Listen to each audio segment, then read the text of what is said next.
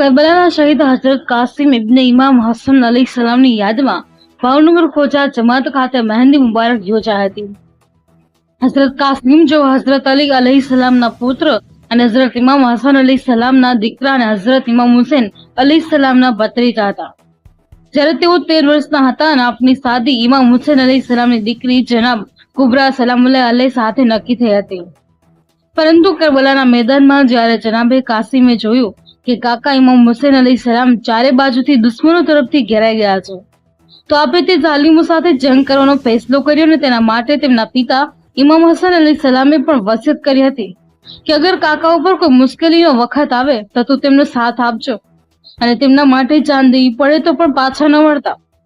તેથી જનાબે કાસિમે પોતાના કાકા પાસેથી જંગની રજા લઈને મેદાનમાં ગયા અને પોતાની ખાનદાની બહાદુરીનો રંગ દેખાડ્યો હતો, જેમાં અનેક દુશ્મનોને જહન્નમ વાસિલ કર્યા હતા અને પરંતુ દુશ્મનોએ દગાથી તેમને ચારે બાજુથી ઘેરીને તેમના ઉપર તીરો અને તલવારોના અનેક વાર કર્યા, જેથી તેઓ શહીદ થયા હતા।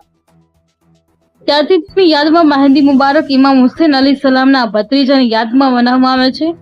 ઇમામ હુસૈનનો કરમ દયા તમામ ઇન્સાનો ઉપર છે, તેથી ઈમાનદાર દર દ્વાર ઉપર જે કોઈ પણ વ્યક્તિ જે કંઈ પણ મુરાદ તમન્ના લઈને આવે છે તે પોતાની મુરાદ એટલે કે તમન્ના પામે છે તે ઉપર માન્યતા ધરાવે છે। અશ્વિન ગોહેલ, જી ન્યૂઝ, ભાવનગર। બિસ્મિલ્લાહિર્રહમાનિર્રહીમ। મારું નામ શબાનાબેન। આજનું જે મહત્વ છે તે આપણા પૈગંબર સાહેબ હતા હઝરત મોહમ્મદ મુસ્તફા સલ્લલ્લાહુ અલૈહિ વસલ્લમ, એમના નવાસા હતા ઇમામ હુસૈન અલૈહિસ્સલામ।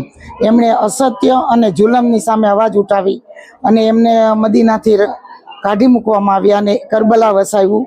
પછી ત્યાં એમના ભત્રીજા હતા જુવાન, એમને શાદીની એની માને બહુ અરમાન હતા કે મારા દીકરાની હું શાદી કરીશ, પણ જ્યારે જરૂર પડી કુરબાની આપવાની તો એમણે છે તો એના કાકા માટે નવજુવાન દીકરાએ ભત્રીજાએ કુરબાની આપી અને એમને શહીદ કરી દીધા। એમને 3 દિવસના ભૂખ્યા પ્યાસા શહીદ કરી દીધા, પાણી ન દીધું અને એમને ઘેરીને બધાએ શહીદ કર્યા, માર્યા।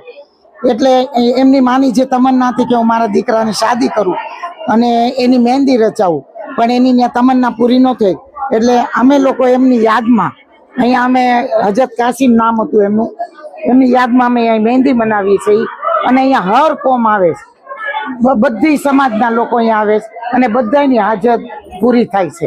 ફ્રૂટ